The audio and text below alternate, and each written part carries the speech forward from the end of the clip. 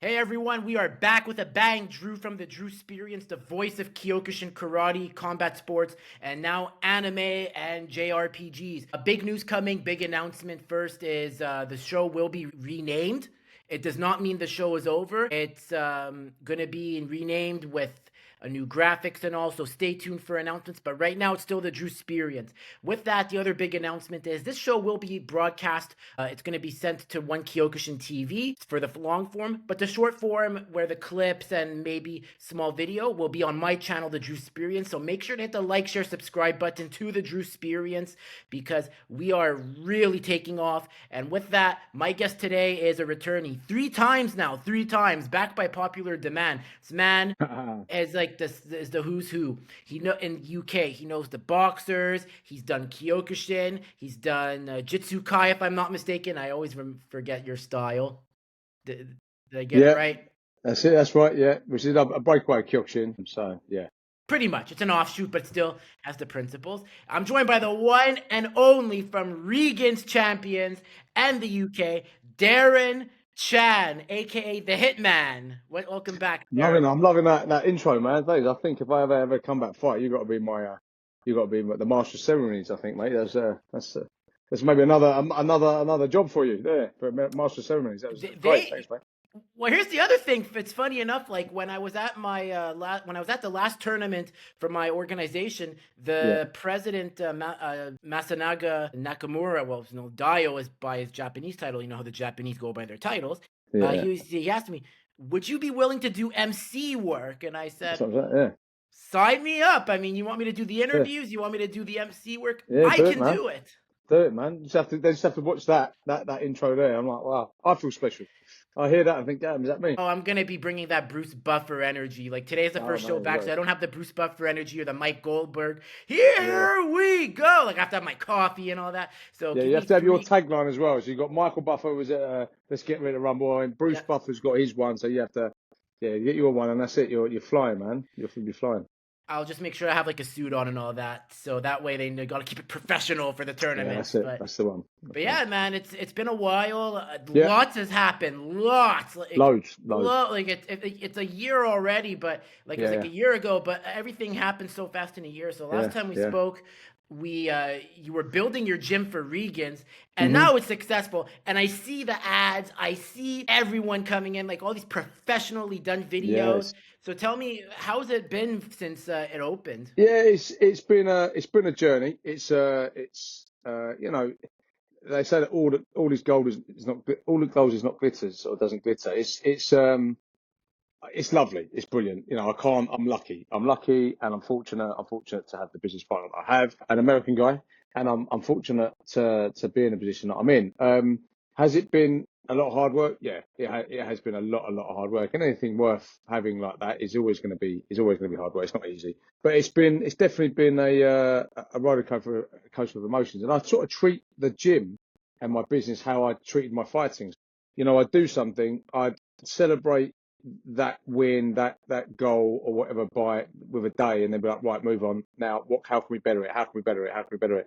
You know, and it's always looking at things like what can I better? What can I do to better the model? Whether it was my fighting, whether it's the business, what can sink us, what can destroy us. And it's great, you know, the business partner I have, like I said, he's from Boston. He's a little bit more older and wiser than I am, so he's been in business a long time and been very successful. His business acumen is right up there, and so I'm learning off of him in the sense of business and you know his sort of take on things and what he brings to the table. So it's been interesting. I mean, I think we're a year in now, and we are around 300 members in a year. Like you say, the social media side of things has changed now, where we're getting these videos done. I've literally just got off a call now from someone where they're like, "Dude, what's going on with your videos?" They're mad. These videos are really well edited. They're mad. So that's coming into play now, and you know we're getting a lot of things happening. So we've just I don't know if you know follow the boxing world, the heavyweights. There's heavyweight at the moment, Daniel Dubois. Hmm. We've just had two of our boxers requested and invited to go and spar with him next week. So we're doing the right things, or it seems like we're doing the right things and making the right moves. So, and the boxers that we've got that are going there have not been in the gym. They've been in the gym for about a year. So they're making waves where your people are sort of sitting up and taking notice. So it's going in the right direction. So that's a good thing. That's awesome. No, to take it back earlier, what you said, to paraphrase, you said that you have an American partner that's more experienced, coming from Yeah, Boston, yeah. which is a fight town. Mm. So, do you I, feel there's a difference because the UK has their style of boxing and you know mm, what it means, but then there's the American style, and America's yeah, the pinnacle, the economic engine of yeah, boxing based on what their style. So, do you feel there's kind of a difference you see from the American versus the British side? yeah. Absolutely. It all stems. The catalyst was my Kyokushin traveling.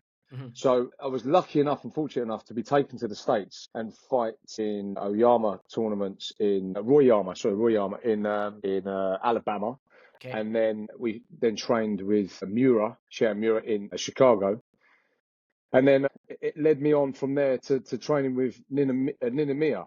I hope I'm pronouncing it right. Ninamiya in Colorado at the Sabaki with the Mhm. Sabaki stuff and things. So what I got to do when I first went to Alabama, I was in the fitness industry, but I saw firsthand we fought on the Alabama State University, and the campus was out of this world. And I thought, wow, this is why Americans are so good at sport and what they do and the money they pump into it. And I just remembered thinking, wow, Americans just do things bigger and better than we do. And that was I'm not saying everyone thinks like that, but that's what my thought process was.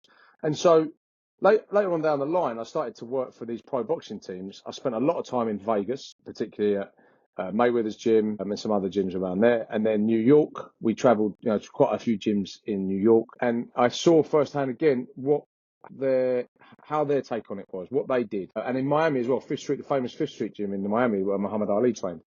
And I loved that vibe. So when I then met Greg, who's my business partner, I said to him, the ideology that the brainwave and it's coming from the methodology in America. It's what I've seen in America, not here. Particularly Fifth Street Gym, where you've got everyone mixed in, whether you're just there to just keep fit, whether you're there and you're a world champion. Everyone is treated the same, and everyone mixed. Like, you go there to just keep fit, but then you can watch someone that's training for a world title fight.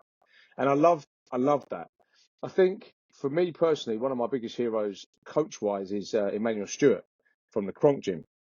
And again, having worked with Andy Lee and getting those thoughts and getting the stories from Andy Lee, everything sort of came together where I was like, okay, my vision is definitely from an American kind of vision and sort of ideology. So when then I met an American guy that I started saying this to, he was like, yeah, dude, I hear you. And I said, it has to be more than just a gym. It has to be the whole type of concept I really like from the karate as well, the family atmosphere, the camaraderie, the social aspect as well. So with karate, what I love about karate is, the sayonara party. And, I'd go to a tournament to see friends, even if I wasn't fighting. So what we try to do with this gym is we've created a gym where we have the different sort of things going on, like boxing and Thai boxing and that sort of stuff. But then also we have lounges, we have bars in there as well, so we can do events. So people can come down, they can chill out, they can have food, they can have protein shakes.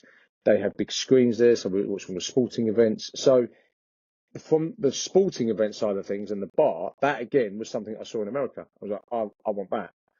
Mhm. And fortunately, I've met someone that wants to run 100 miles an hour with me and then take it up to 1,000 miles an hour, so I've got to keep up with him. And then here we are. Regans a year later. We're here. So That it's been pretty that mad. is that's amazing, and that's what I love. Every time I see the videos on my phone, I'm like, and guys, make sure to subscribe to Regans Champions and look up Darren Chan. I'm gonna plug it in here because they're killing it. Like I look at the videos, like ooh, like they're bringing in kids, they're bringing in adolescents, they're bringing in women, they're bringing in men who have no experience in combat sports, and it's like every time they interview someone, it's always positive. So make Yeah, sure yeah. to check it out if you're in the UK. I mean, I'm going to the UK eventually, so I'm going to be going there, and I'll even do a vlog there if I have to for Yeah, free. come down. Yeah, I Well, got we're it. doing a podcast now, so you have to jump on our podcast.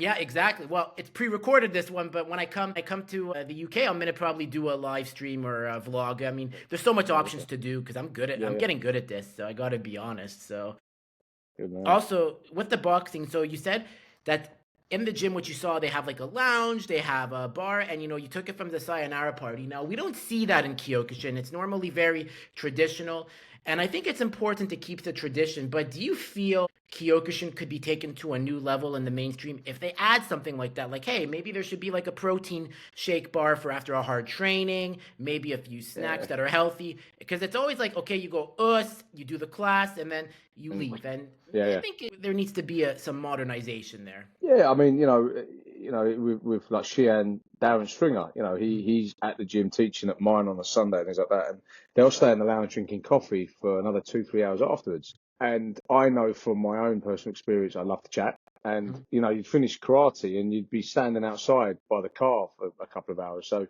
then that sort of, as you got a bit older, it was like, oh, should we, if there wasn't any fights or anything, should we pop down to the pub? Should we grab a beer after training? And one of my coaches, Noddy, Graham Warden, who's one of the main guys in the BKG, he was very big on that. He was very big on the social side of things. And I think with Kyokushin, those that take it, to another level, you're a sports person, and you're putting everything else on hold to follow your dream. So I know from personal experience, I wanted to fight around the world. I wanted to be the best I could be, and so friends and social activities and things like that were put on a sort of on a back burner. But then you'd find you could have that with your karate buddies. Well, I think I mean, karate is always going to be the traditional thing, and it needs to be.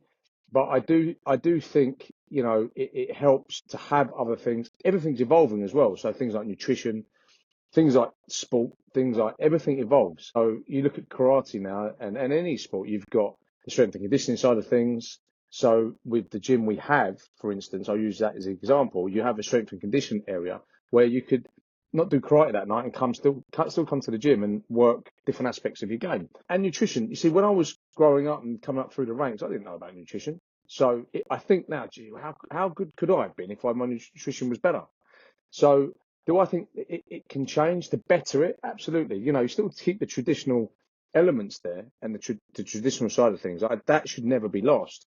But I think bringing it up to 2024 and adding stuff that betters it, 100%, 100%. And also as well, with what I found with the camaraderie and the social side of things, most people go and do the social thing because they're, oh, great, I'm out. There's a lot of people that are going through stuff that you don't know about. And so when they're there with people that are like-minded, they're your friends, they're your peers, they're, your instructor, you might open up to some of these guys, or you might just get lost for that hour, that 2 hours away from what you're going through outside of karate. It's your outlet.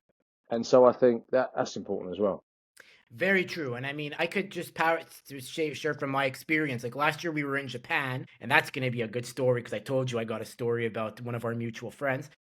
Yeah. And when you're around these people, like, I was going through a lot last year, still Mm. processing my mother's loss. It was only a Yeah. year. The first year is always the hardest. I had some family trouble with my lap with some family members after I Mm. admitted I had some addiction issues, like depression, just like Yeah. some personal self-destructive stuff. And when I Yeah. was in Yeah. Japan talking about it, and I was saying like, yeah, like this is what's going on, and they said, well, they go, money comes and goes, but this experience is timeless, and you have to look at it as a It's reset. true. And It's absolutely true. yeah, he goes, you can't always be attached to money. Like it's important, but it sounds like some of these family members like Mm.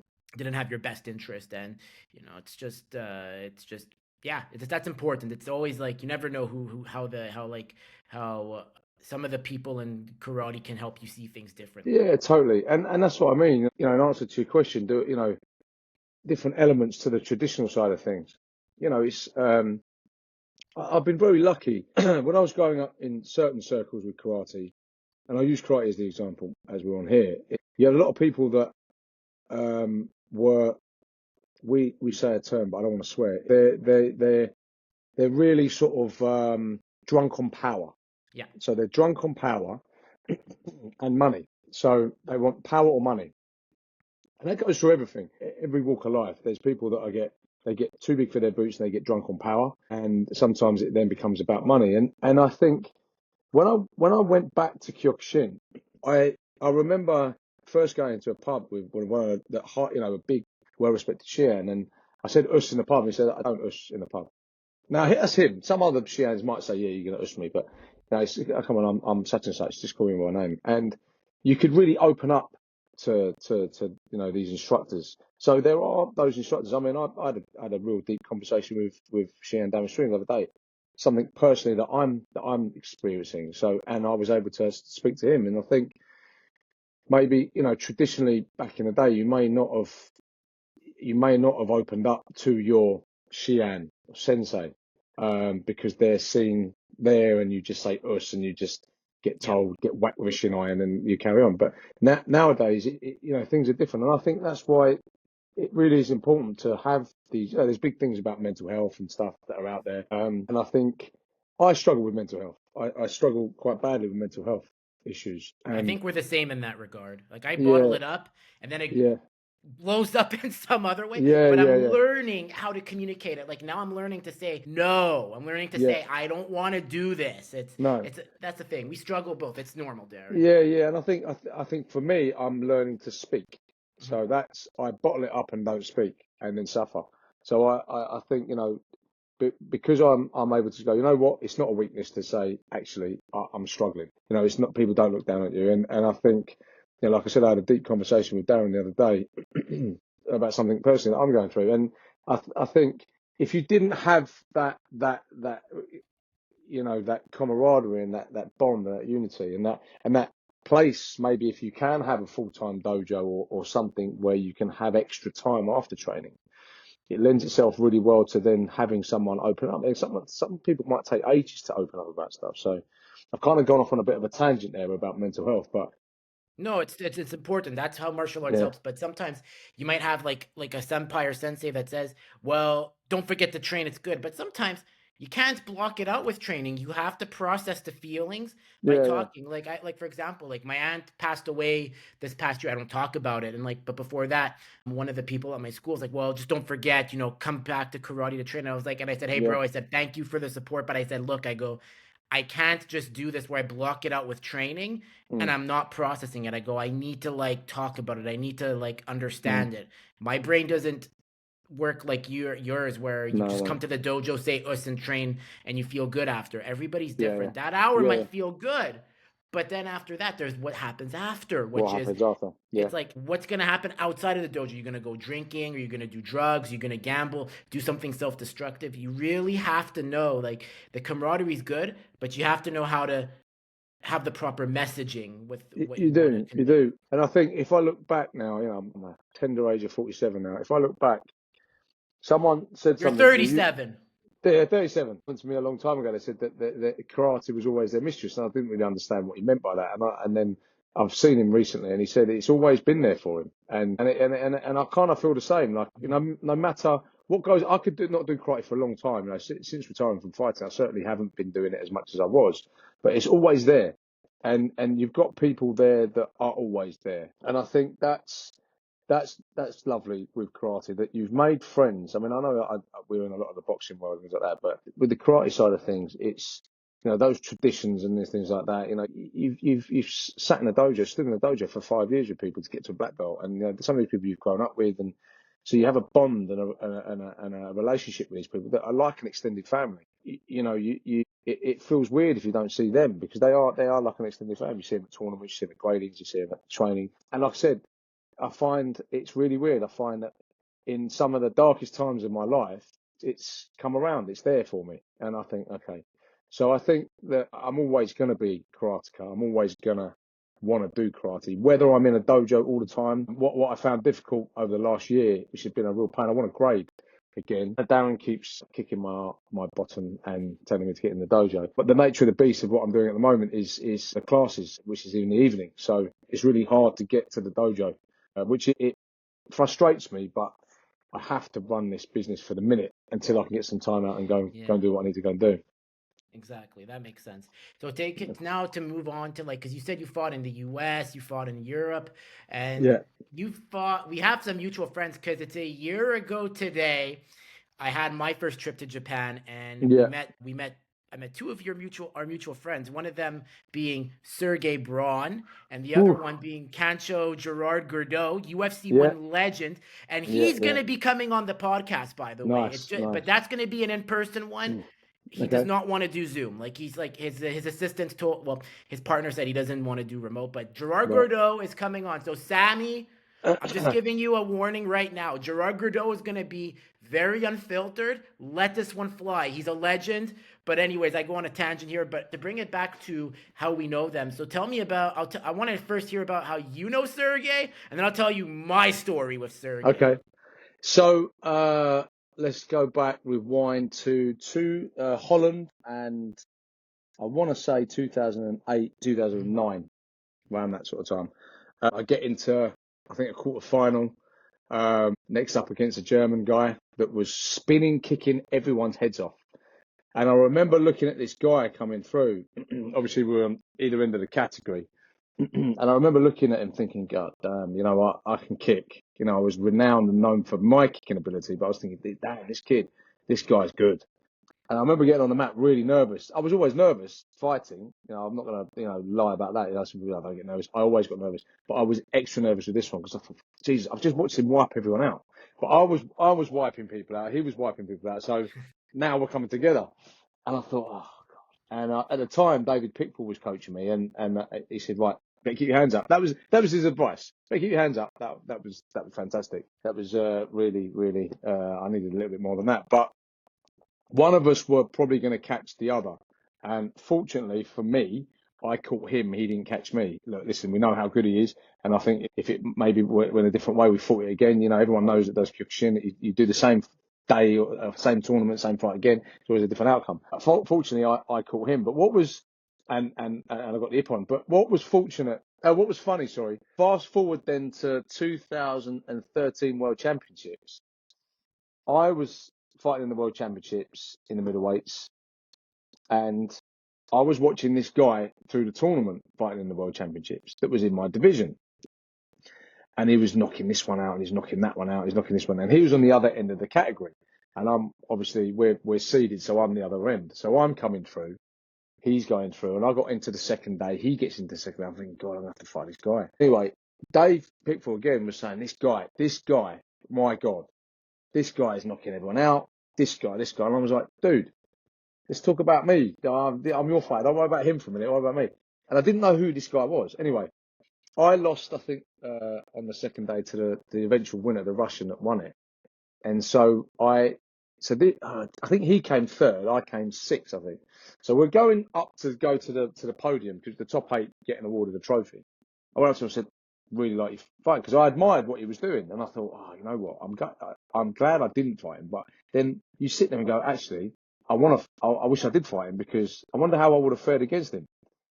So he looked at me and he said, I really wanted to fight you. I wanted my rematch. And I said, sorry? He said, I wanted my rematch. And I said to Dave, and I said, oh no, I think you've got the wrong guy. He went, no, Darren. I said, sorry? And it was Sergey, but he'd had a different haircut, because when I fought him, he had like a bowl cut haircut. And obviously he's a little bit older. Now he's got like funky hair. And I'm going, no, I've never met you. No, it was him. So, yeah. But then obviously I retired. He's then gone on. I mean, look what he's doing now. I mean, he's killing it in the kickboxing world, in glory, in Kyokushin. I just see him winning and winning and winning. So, thank God I retired. Yeah, no, for us, so when I was in Japan, my Xian Pierre and my friend Mo, like, who was fighting Mohammed Chik when he made his like 5-year return last year after a 5-year break, and so we're in the restaurant, Sukiyami, I think it was, and we see Icon Germany, which is Ikeo Nakamura, Germany. Yeah. I had my track jacket on for Team Canada, so we hear them speaking German, or we thought it was German or Dutch, but it was German because like one of them had their jackets. So we're eating our dinner, and next thing you know, Sergey's in line, which I didn't know. And Mo and I are just eating, and Mo looks at him. Sergey stares at him, and like I was oblivious to it. And then Mo says something in French because we're from Quebec, so they speak French. So Mohammed says to like something to like Xian Pierre, and then Xian Pierre says, yeah. He goes, don't worry about him. He's a competitor, but he's not competing. He's getting his 4th dan on Sunday. So Sergey has that inner competitor in him. He looks at someone, he sees like the jacket. He's thinking, "I'm gonna fight this guy. That guy's a Terminator." And I went up to him, most soft-spoken guy ever, like Yeah, you were saying. But oh man, that would have been funny. That's my story with Sergey. There could have been a fight in Tsukiyama, like just a kumite. But no, it was an epic stare down though, from what Mo said. And very nice guy. I would not want really to be. not really polite, nice guy, really polite, pleasant guy. Yeah, so it's nice to see him. Nice to see him doing so well. His Braun's gym, smashing Yes, it.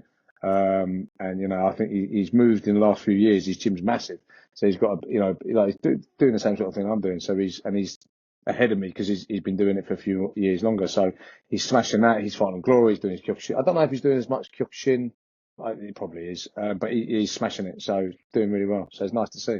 he's still okay. So I asked him this because he doesn't. For those wondering, because some said you have to get him on the podcast. I said he Mm. doesn't really want to come on, and that's okay with me. It's like if he gets a translator, maybe because some of these guys they don't speak like English is not their first language. So No, no, no. Sergey was telling me he got his fourth Dan.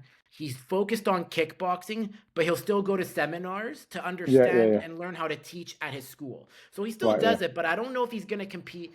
I thought he was going to compete at the World Tournament this past September, but he Yeah, yeah. said no. So maybe next year. I mean, that would be epic. I mean, if he says, okay, I'm Yeah. going to do one more, but is he going to be, is he your age or is he my age? Because No, he's younger than me. I mean, if you think so, I mean, by the time 2000, we fought at the World Championships at the IFK World Championships, that's 2013. So we're looking 11 years ago, and I was coming to the end then, and he's been getting better and better. So he's a lot younger than me.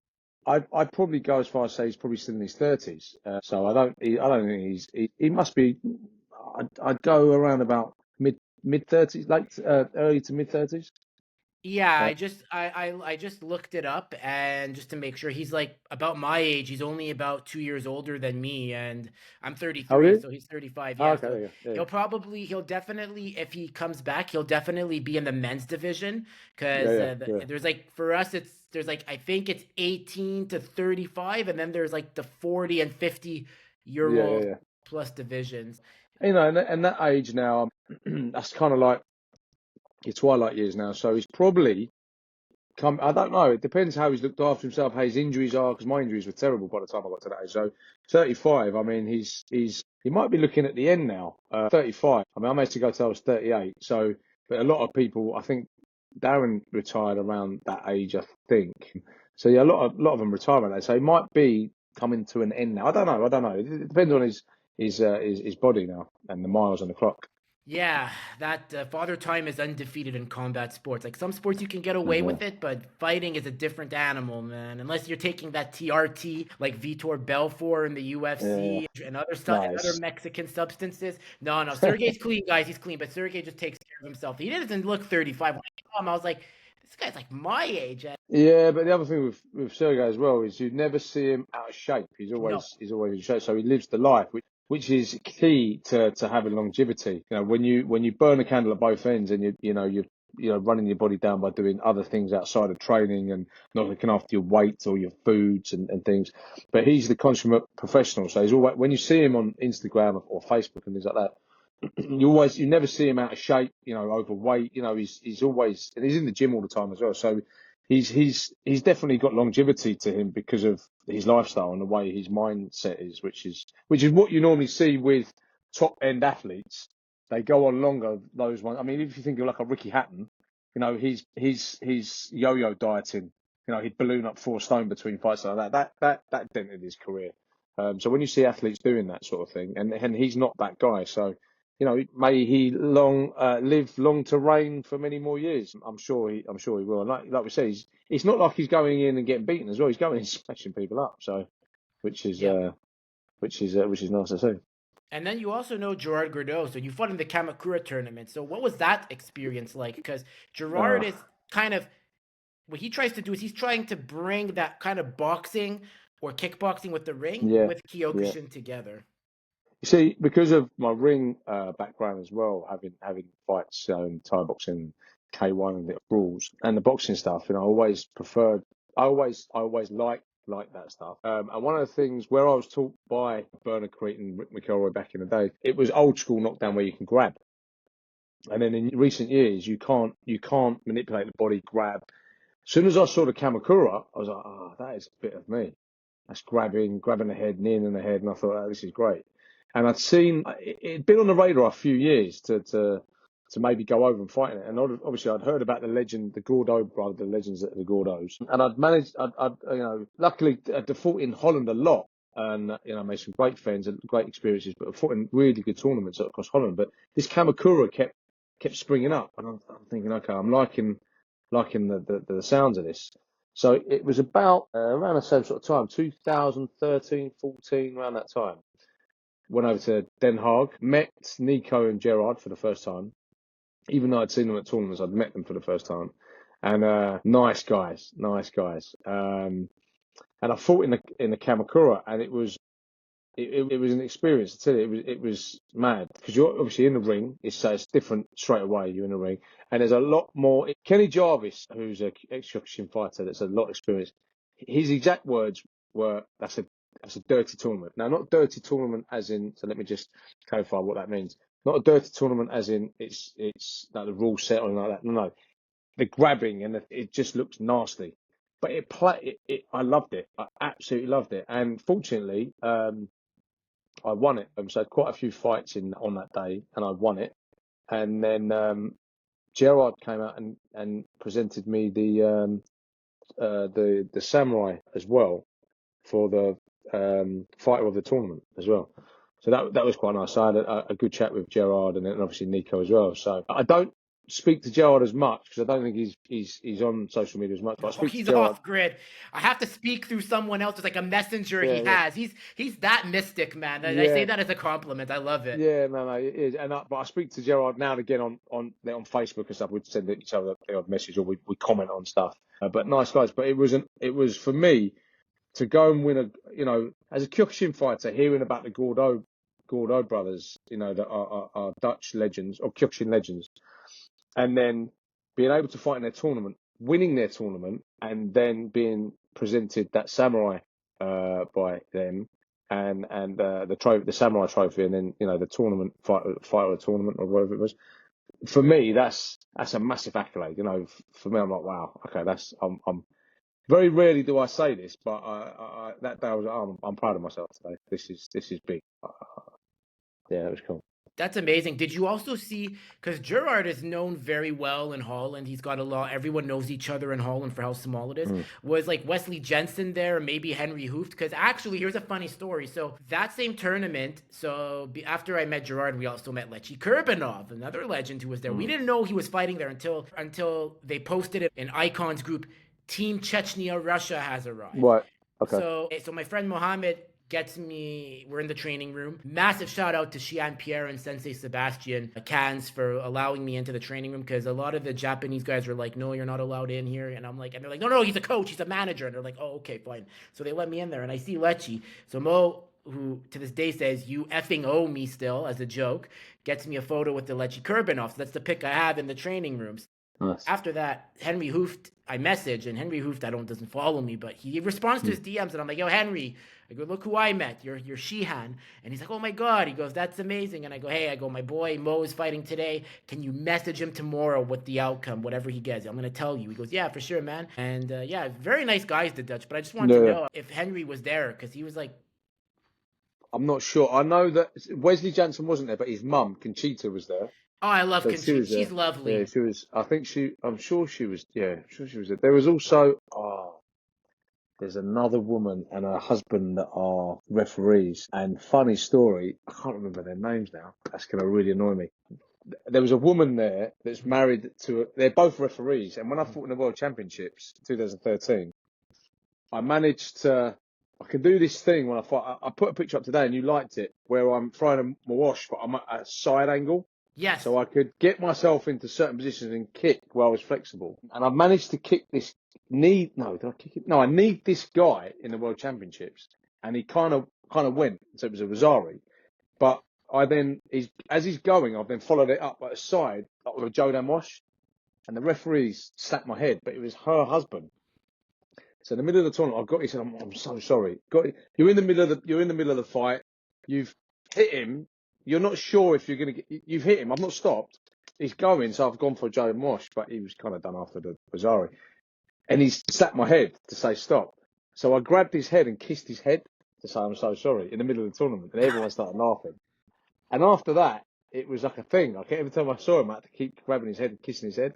But his wife was at the tournament as well, at the Kamakura. I can't remember many other people there. I think because I was caught up in the day, and it was we were very intoxicated in the evening with alcohol. So I can't remember who was there. Actually, bad story. I actually broke the samurai where I was a bit drunk Oh with Felix. no. Yeah. So we went to it was St Patrick's Day, and we're in Holland, and I just won a tournament, and so everyone's my best friend was there. Oh, we got to go out and celebrate. So we found this Irish pub. I was like, right, let's get the Guinness in. And as I put the trophy down, I'd had quite a few Guinnesses at that point. It rocked, hit a wall, and the head fell off. So, yeah, I managed to break the trophy. But yeah, I can't remember who was there. They were the ones I do remember there. But John Klein was there. So he's a big Kyokushin fighter back in the day. He fought in the World Championships when Michael Thompson fought in Championships, Nick DaCosta, like 87. Dutch guy. I fought Semi Schilt's lad in the semi-final. So Semi Schilt was there. Okay. And I asked Felix. So Felix Tamaza fought Semi Schilt 2 or 3 times. Mm-hmm. And I said to him, I'd really like to meet him because obviously he's a K1 Kyokushin legend. I said, I really want this mad picture. I'll send it to you. I said, I want to stare down with him. So he was really nice before the tournament. We came over and we got the stare down. I got the stare down picture where he was about 20 foot above me. So I got that picture. And then I had to fight his boy in the semi-final, and I beat his boy in the semi-final. And then he was really nice afterwards. He came up and was taking photos of us and stuff. I'll send you the photos later. So he was there. He was there. Was Rene Stichter there? Because Rene, or boy Rene. No, Rene wasn't there. I was kind of hoping he might be, but no, Rene wasn't there. And anyone that knows me, anyone that has watched me before and here and stuff like that, they know the love I've got for the Dutch, number one, but the love I got for that guy. That guy, he was just, he was the one. Like I said before, he was the one that really got me scared. He was the one that made me go, I need to raise the bar, because I had gone to Holland. Those that didn't hear before, I think I told you a story. I went to Holland injured. I had to have an operation on my hand. So I had an operation on my hand. I was all bandaged up, and I'd gone to Holland to support the team, but to watch Darren fight as well. So I kind of went over there for a weekend. And 2001, and that's when I first saw Rene, and Darren fought Rene, and Darren lost. It was a good fight, but Darren lost to Rene. And at that point, Darren and I weren't as experienced as Rene. So Rene was so much more experienced and had more in his arsenal than us. And I remember looking at him thinking, that's the guy I've got to beat if I want to be the guy, Dan. And he was just winning everything. He came over here, won the British, he was there. So he was the guy, he was the man to beat. So he was the one that got me scared, first of all. And then when I started to speak to him, I thought, what a nice guy. What a lovely guy. And he was also the guy that made me go, wow, you could be like a real gentleman. And because in sport, you have this thing, don't you, where they're the opponent, so you're like, okay, he's got to be, he's the opponent, I've got to fight him in a minute, or I've got to play him, or whatever sport you do. So you don't, he made me learn, and he made me realise that actually, no, you can be gentlemen, you can shake each other's hands, but how's it going? How's it going? We're going to go out there in a minute, we're going to fight each other, and we're going to go really hard, and we're going to try and knock each other out, but actually, we're good friends, and, we're brothers, we're Kyokushin brothers, innit? And yeah, he really, I wanted to be like him. Okay, I want to be like that, and I had I was able to fight him a couple of times as well. So I fought him in 2000. No, I fought him once. I was meant to fight him in the final of the Oyama Cup in 2003. Sadly, we got into the final. Him and I got in the final, but sadly he got injured. Oh. So I don't know how that would have gone. So yeah, he got injured, so he had to withdraw from the final. And then we finally fought in 2004, the year later in London. And he really hurt me. And I think I've told him this. He really hurt me, but I managed to style it out. He changed this. He did a punch combination and changed the tempo and hurt me and winded me badly. And I think if he'd hit me again or kicked me again, he probably would have dropped me. But he bounced off, thankfully. And again, I learned another lesson about the tempo and about how if you change the tempo up, where someone gets into a bit of a routine blocking and checking and things like that, you can change it up. So he taught me another lesson, and he's been a big, him and his family, his wife and everyone has been very polite, very nice, really nice messages of support and stuff like that over the years. Always, very happy to see you, as I am them when I see him. And yeah, I just love Rene. I love the Dutch, but I think Rene Stickler is my favourite Dutch person in the world. I love them too. They're very like down to earth, very salt of the earth, and I say that respectfully. Yeah, How about Poles? Do you know any of the Poles? Like, I mean, because we have some legends in our side. We have like Piotr Sawicki. I'm sure you probably know yeah, of that name.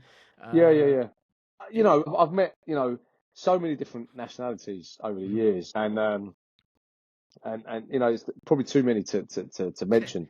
Some I forget as well. Some you don't remember all their names. I probably don't remember mine. But I've met so many, and all these tournaments that you fight in, it's and you do the round. So you might see someone in London in June, and then you go to Russia in the October, and then they're there, and so there's so many people that I've met, and it's nice to be kind of back on the scene and bumping into people. I went to Switzerland this year and bumped into a few people that I used to sort of compete with or be around or train with. So it's been nice. It's really nice. I'm taking it because you say nice to reunite. So you had the first BKG tournament, and just tell me how did that go for you, like with the BKG tournament? For me, or for me personally, I mean, they've taken it back to Crystal Palace. Okay.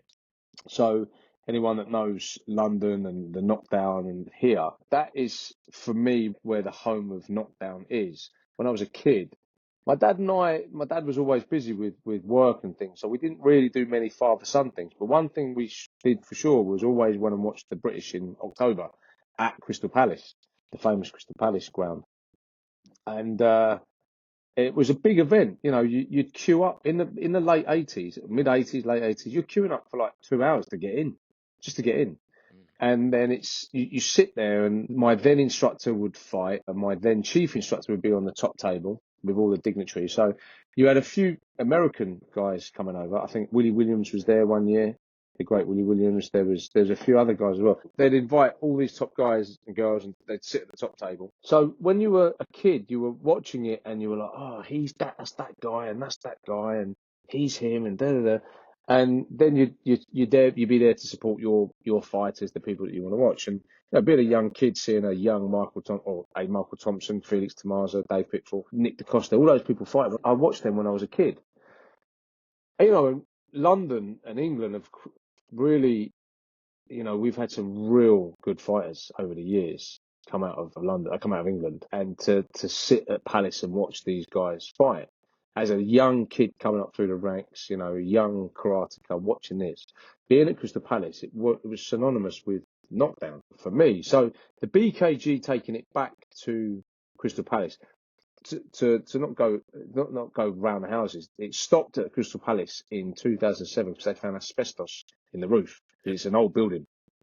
It's a really old building. The council, the local council, the government had to spend stupid money taking out the asbestos or reinforcing the roof so it's not dangerous.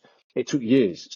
David Pickford moved it to Crawley. So now that it's up and running, and it's been up and running for years, the BKG made the decision to take it back to Palace. And to be honest, for me, walking back in, when you walk in, you've got an Olympic swimming pool on the right-hand side, the Olympic diving side of things.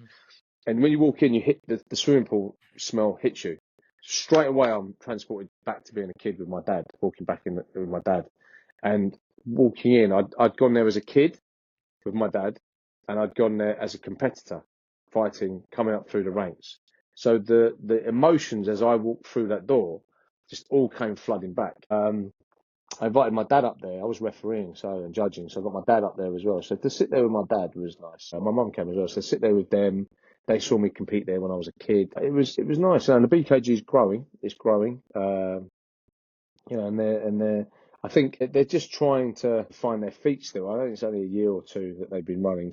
It's going to take a little while for it to build and to get to the level that they want to get to and further. So, but they're going the right way about it, and they're doing. I mean, have you seen the prizes, like the £1,000 prizes and stuff for knockouts and things like that? So. They need to bring cash prize. I think if you want to keep the Kumite Elite happy, and this is something that I think everybody's discussing now, like we're seeing Yeah, it like on with all these big tournaments, bring some form of a cash prize because the yeah, time that goes in, the travel, especially like to Japan, like when you were in, like I have friends who were in IKO, like yeah, yeah, and they were saying like when you get there, they would refund your flight, the hotel too, like something like that. Like there needs to be a yeah, way, because the thing is, the amount of time and injuries that can happen, I yeah, believe yeah, if Kyokushin wants to be like BJJ, which they're trying, like I'm not gonna yeah, I yeah, can't criticize. There needs to be some form of cash prizes or some yeah, form of like absolutely. vouchers. Yeah, and like you say, if yeah, totally.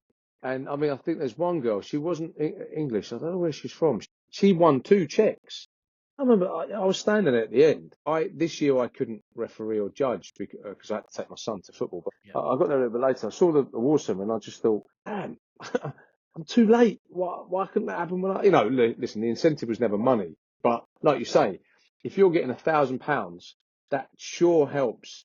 The bank balance after all the training expenses, the diet, the traveling, the everything that you've done, the equipment and everything that you've gone through, it sure helps. And so I think in terms of enticing people, I mean, their trophies. Have you seen their trophies as well? they're Their beautiful. trophies. They are. Yeah, they're Yeah, you guys and hired a good yeah, trophy shop. props to Clara, Sensei Clara, because she's the one that for the BKG, she's the one that's going out sourcing those and getting those brought over.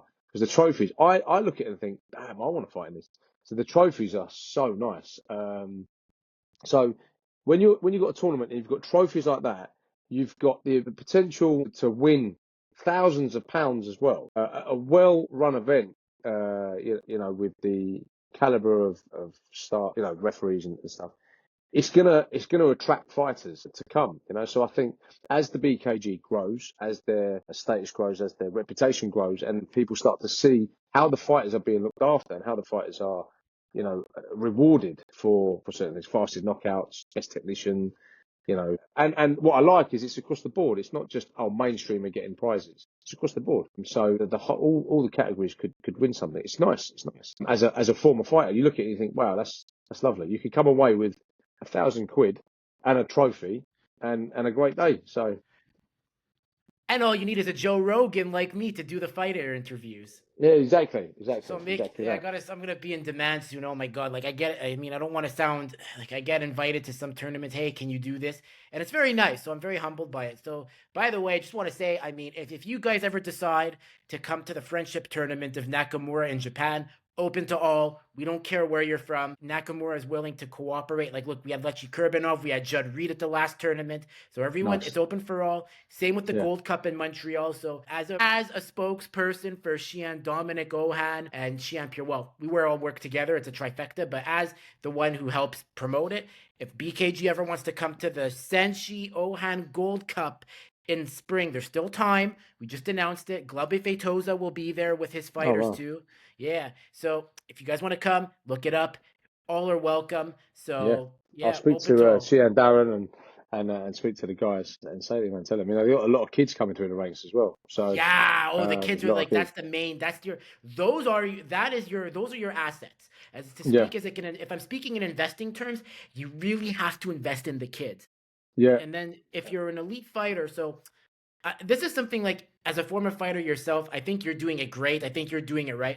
Or let's say you're a present fighter still. Like for example, my friend Mohammed Chik, who is man, he hates it when I plug him in, but I'm sure he loves it.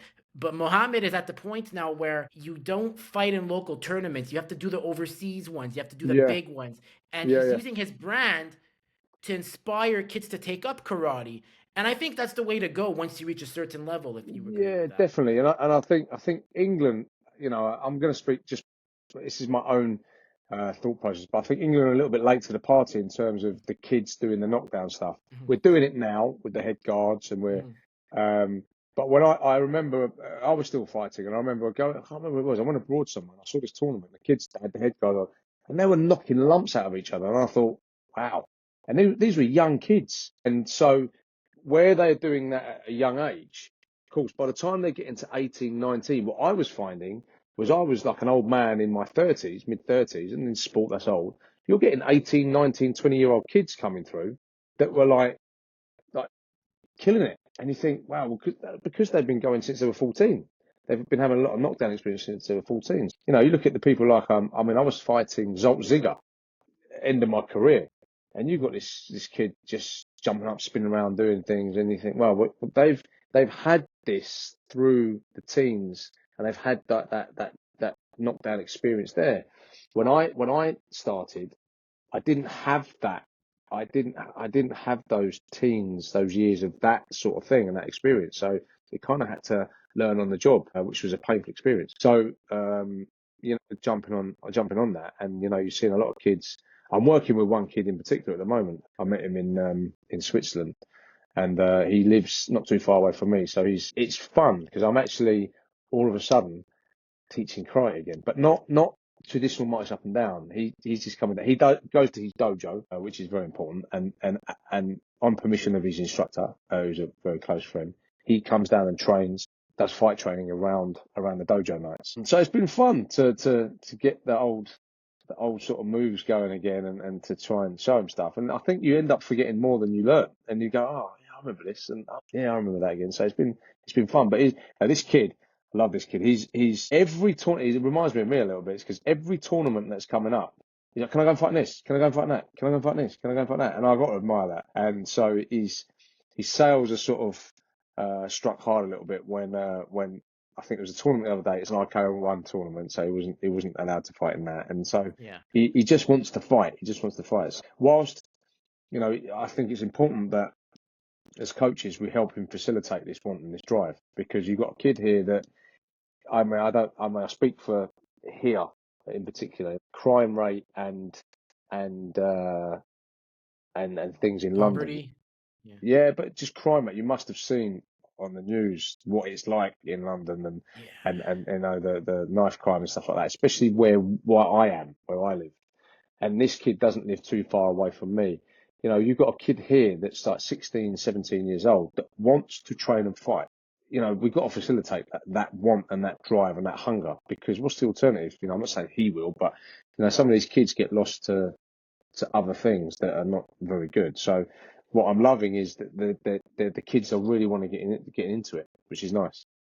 Yeah, that's the thing too. Like that's what like Mohammed has seen too, because we have our own problems with crime in Quebec as well. So we're Yeah, trying to yeah, figure out a way like how do we get the youth or these adolescents like away from those influences and yeah, facilitate them to training to see yeah, the yeah. benefits of the camaraderie there. And because martial arts, it's a very lonely sport. But if you take up wanting to be elite, that's where the camaraderie comes in and it's key.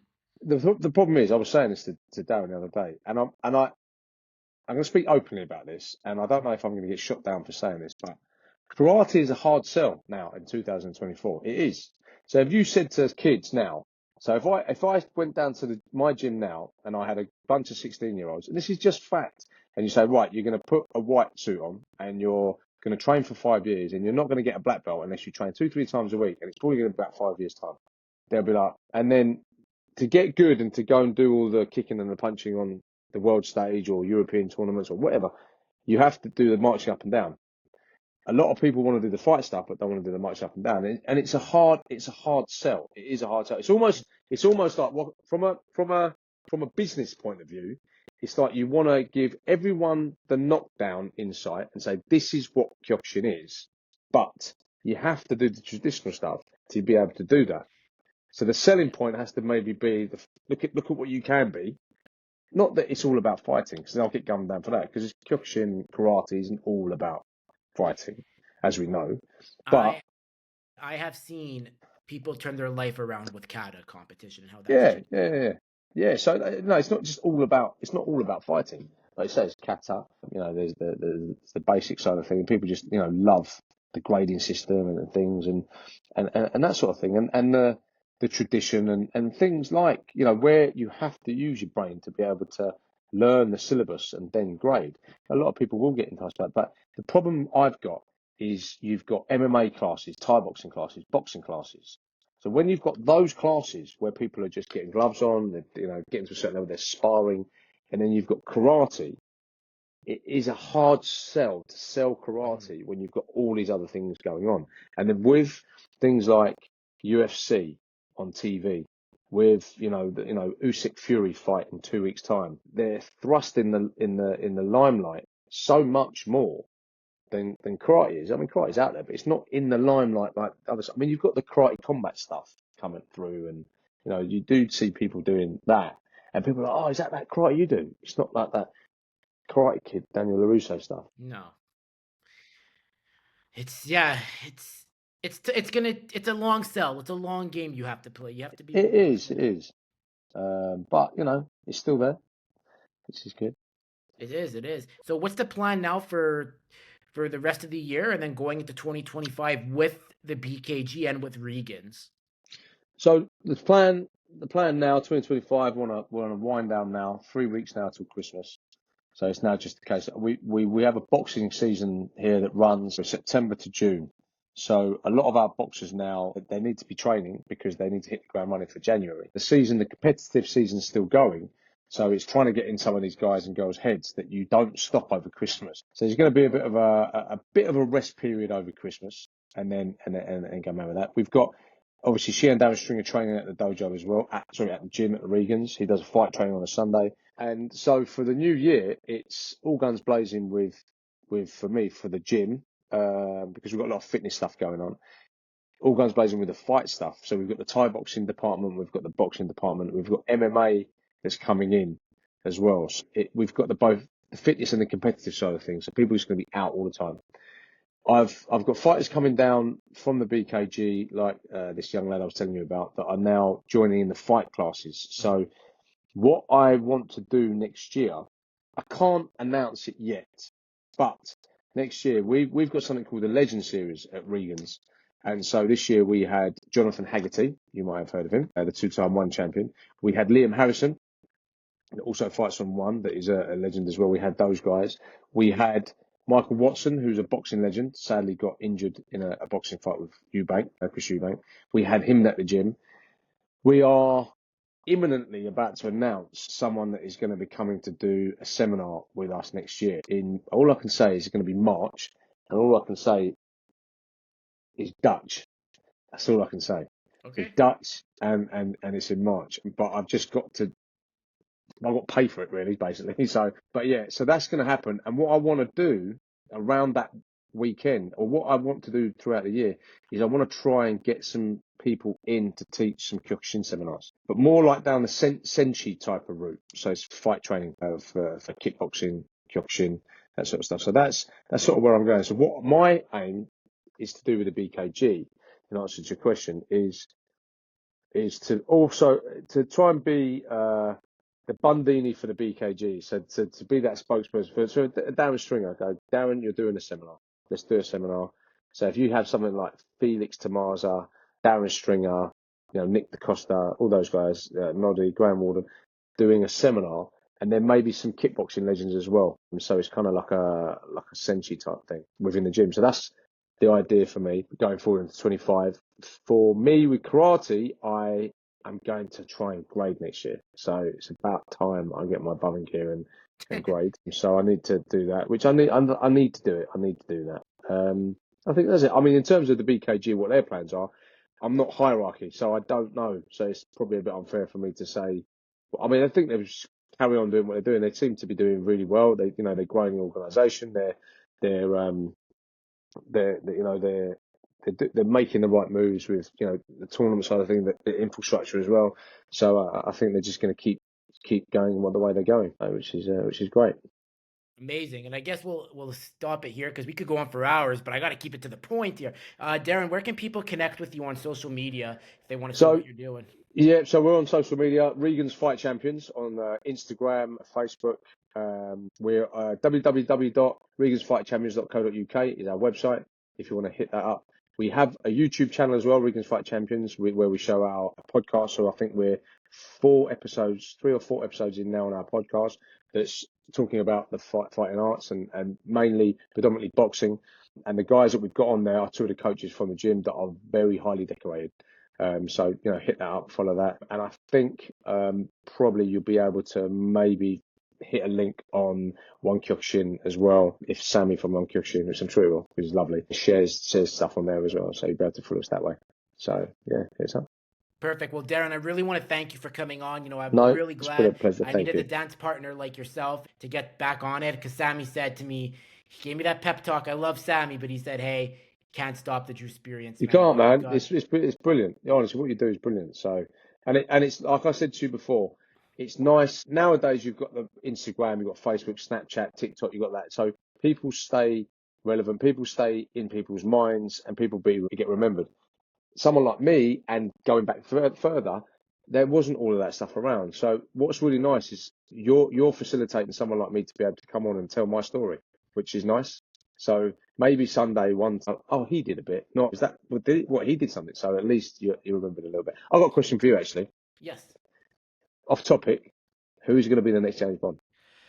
Yeah. Okay. So, and obviously As for we those love who Bond, as we we love love Bond. Bond, and he did Kyokushin. Sean Connery got a black belt It from was honorary Sosai. black belt by Oyama. Honorary. Exactly, honorary Okay. black belt. Right. All Come right. on.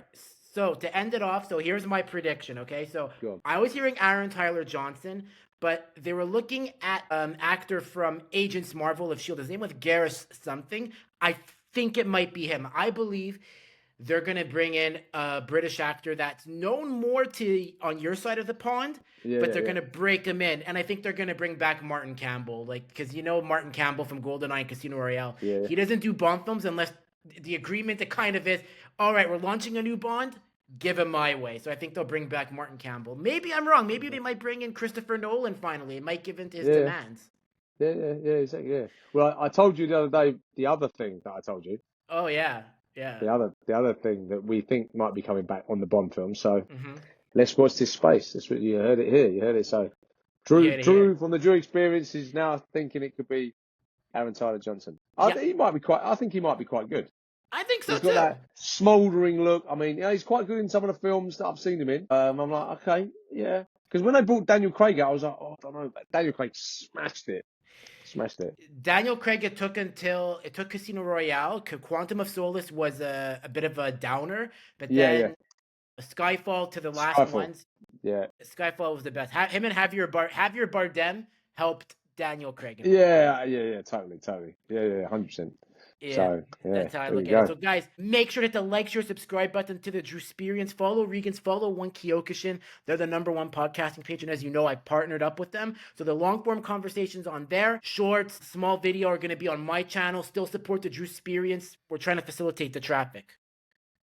Brilliant. Darren, see you around, buddy. Thank you very much.